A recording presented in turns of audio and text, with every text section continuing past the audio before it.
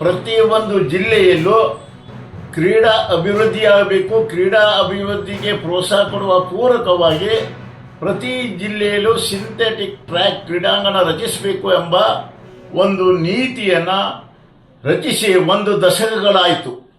ಈ 1 ದಶಕಗಳಾದರೂ ಸಹಿತ ಉತ್ತರ ಕನ್ನಡ ಜಿಲ್ಲೆಯ ಜಿಲ್ಲಾ ಕ್ರೀಡಾಂಗಣ ಗ್ರಾಮೀಣ ಭಾಗದಲ್ಲಿ ಇದ್ದಾಗಲೂ ಸಹಿತ ಇಂದಿನವರೆಗೂ ಈ ಒಂದು ರಾಷ್ಟ್ರೀಯ ಕ್ರೀಡಾ ನೀತಿಯಿಂದ ಉತ್ತರ ಕನ್ನಡ ಜಿಲ್ಲೆಯಲ್ಲಿ ಒಂದು ಸಿಂಥೆಟಿಕ್ ಟ್ರ್ಯಾಕ್ ಆಗಲಿಕ್ಕೆ ವಂಚಿತವಾಗಿದೆ ಅಂತ ಹೇಳಲಿಕ್ಕೆ ಅತ್ಯಂತ ವಿಷಾದವಾಗ್ತಾ ಇದೆ.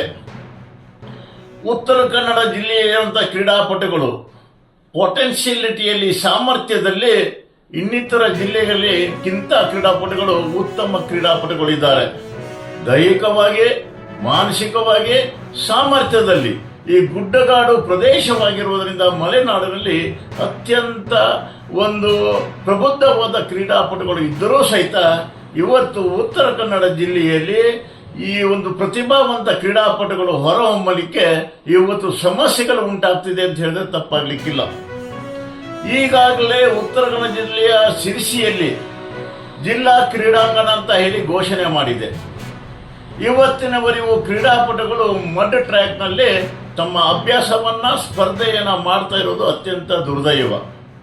ಸಿಂಥೆಟಿಕ್ ಟ್ರ್ಯಾಕ್ ಉತ್ತರ ಕನ್ನಡ ಜಿಲ್ಲೆಗೆ ಅತಿ ಅವಶ್ಯವಿದೆ. ಕಾರಣ, ಉತ್ತರ ಕನ್ನಡ ಜಿಲ್ಲೆಯು ಭೌಗೋಳಿಕವಾಗಿ ಮಲೆನಾಡು ಮತ್ತು ಕರಾವಳಿ ಪ್ರದೇಶದಿಂದ ಹೊಂದಿದೆ. ಕ್ರೀಡಾ ಚಟುವಟಿಕೆಗಳೇ ಪ್ರಾರಂಭವಾಗುವುದು ಮಳೆಗಾಲದಲ್ಲಿ. ಮಳೆಗಾಲ ಮುಗಿದ ತಕ್ಷಣವೇ ಎಲ್ಲ ಕ್ರೀಡಾ ಚಟುವಟಿಕೆಗಳು ಅಲ್ಪ ವಿರಾಮವಾಗ್ತದೆ. ಇಂಥ ಸಂದರ್ಭದಲ್ಲಿ ಕ್ರೀಡೆಗಳಿಗೆ ಪ್ರೋತ್ಸಾಹ ಕೊಡುವ ದಿಸೆಯಲ್ಲಿ ರಾಷ್ಟ್ರೀಯ ಕ್ರೀಡಾ ನೀತಿಯ ಅನುಗುಣವಾಗಿ ಉತ್ತರ ಕನ್ನಡ ಜಿಲ್ಲೆಯ ಜಿಲ್ಲಾ ಕ್ರೀಡಾಂಗಣಕ್ಕೆ ಸಿಂಥೆಟಿಕ್ ಅತಿ ಅವಶ್ಯವಾಗಿದೆ. ಈಗಿರುವಂಥ ಜಿಲ್ಲಾ ಕ್ರೀಡಾಂಗಣದಲ್ಲಿ ಸಿಂಥೆಟಿಕ್ ಟ್ರ್ಯಾಕ್ಗಳಿಲ್ಲ, ತರಬೇತಿದಾರರಿಲ್ಲ, ಸಮರ್ಥವಾದ ಜಿಮ್ಮಿಗೆ ಸಂಬಂಧಪಟ್ಟಂತ ಆಧುನಿಕ ಉಪಕರಣಗಳಿಲ್ಲ, ಯಾವುದೇ ರೀತಿಯ ವಿಶೇಷವಾದ ತರಬೇತಿಗಳು ಇಲ್ಲದೆ ಮೂಲಭೂತ ಸೌಕರ್ಯ ಮತ್ತು ಸೌಲಭ್ಯದಿಂದ ಈ ಕ್ರೀಡಾಂಗಣಗಳು ವಂಚಿತವಾಗಿದೆ. ಕ್ರೀಡಾಂಗಣಕ್ಕೆ ಸಮರ್ಥವಾದ ಒಂದು ತಡೆಗೋಡೆಗಳು ಇಲ್ಲದೆ ಇರುವುದು ಅತ್ಯಂತ ವಿಷಾದಕರವಾಗಿದೆ.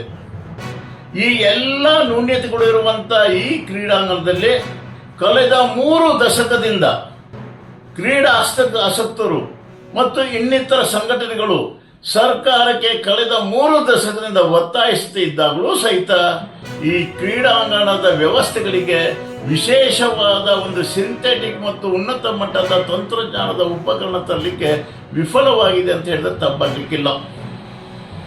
ಈ ಉತ್ತರ ಕನ್ನಡ ಜಿಲ್ಲೆಯಲ್ಲಿ ಉದಯ್ ಪ್ರಭು ಅಂತವರು, MD ಶೆಟ್ಟಿ ಅಂತವರು, ಕಾಶಿನಾಥ್ ಅಂತವರು ಅನೇಕ ಪ್ರಥಮವಾಗಿ ಈ ರಾಷ್ಟ್ರಕ್ಕೆ ಅಂತಾರಾಷ್ಟ್ರೀಯ ಮಟ್ಟದಲ್ಲಿ ಹೆಸರು ಮಾಡಿದಂಥ ಈ ಒಂದು ಜಿಲ್ಲೆ ಆಗಿದೆ. ಮೊನ್ನೆ ನಡೆದಂಥ ಓಪನ್ ಅಥ್ಲೆಟ್ಸ್ ಮೀಟಲ್ಲೂ ಸಹಿತ ಅತ್ಯಂತ ಬಡ ಕುಟುಂಬದಿಂದ ಬಂದಂಥ ಶಿವಾಜಿ ಹಲಿಯಾಳದವರು ಸಹಿತ ರಾಷ್ಟ್ರೀಯ ಮಟ್ಟದಲ್ಲಿ ಅನೇಕ ಸ್ಪರ್ಧೆಗಳನ್ನು ಮಾಡಿ ಗಮನ ಸೆಳೆಸಿದ್ದಾರೆ. ದುರ್ದೈವ ಅಂತ ಹೇಳಿದ್ರೆ ಕ್ರೀಡಾಪಟುಗಳಿಗೆ ಪ್ರತಿಭೆ ಗುರುತಿಸುವಲ್ಲಿ, ಕ್ರೀಡಾ ಪ್ರತಿಭೆಗಳಿಗೆ ಪ್ರೋತ್ಸಾಹಿಸುವಲ್ಲಿ ಇವತ್ತು ಕೊರತೆಗಳು ಕಂಡು ಬರ್ತಿರೋದು ಅತ್ಯಂತ ದುರ್ದೈವ ಸಂಗತಿ.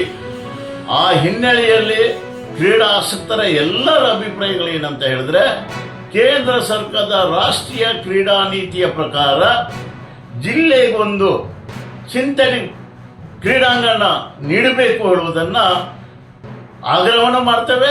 ಆ ದಿಶೆಯಲ್ಲಿ ಉತ್ತರ ಕನ್ನಡದ ಸಮರ್ಥ ಕ್ರೀಡಾಪಟುಗಳಿಗೆ ಹೆಚ್ಚಿನ ಒಂದು ಅವಕಾಶವನ್ನು ತರಬೇತಿದಾರರನ್ನು ನೇಮಕ ಮಾಡಿ ಸುಸಜ್ಜಿತವಾದ ಕ್ರೀಡಾಂಗಣ ಅವಶ್ಯಕತೆಯ ಬಗ್ಗೆ ನಾವು ಸರ್ಕಾರಕ್ಕೆ ಆಗ್ರಹ ಮಾಡ್ತಿದ್ದೇವೆ.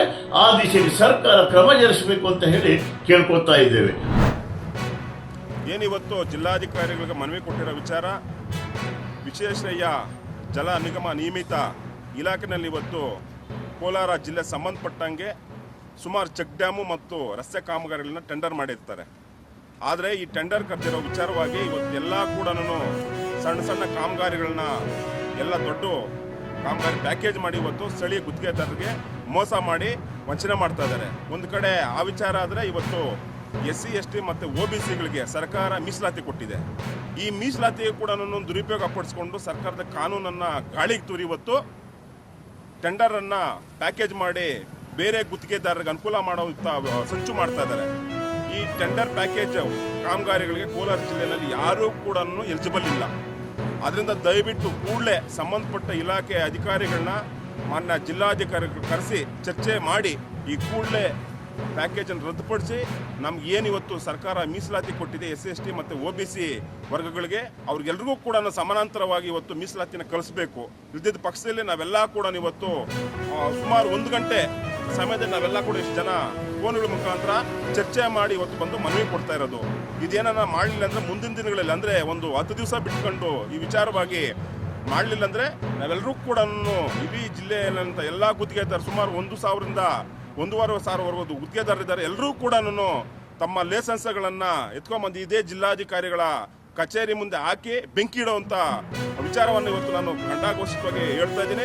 ಸರ್ಕಾರಕ್ಕೂ ಕೂಡ ಇವತ್ತು ನಾವು ಎಚ್ಚರಿಕೆ ಕೊಡ್ತಾ ಇದ್ದೀವಿ. ಏನಿವತ್ತು ಸರ್ಕಾರ ನಮಗೆ ಮೀಸಲಾತಿ ಕೊಟ್ಟಿದೆ, ಆ ಮೀಸಲಾತಿ ಪ್ರಕಾರ ಎಲ್ರಿಗೂ ಕೂಡ ಇವತ್ತು ಕೆಲಸ ಕೊಡಬೇಕಾಗಿ ತಮ್ಮಲ್ಲಿ ಈ ಮೂಲಕ ನಾನು ಸರ್ಕಾರಕ್ಕೆ ಒತ್ತಾಯ ಮಾಡ್ತಾ ಇದ್ದೀನಿ.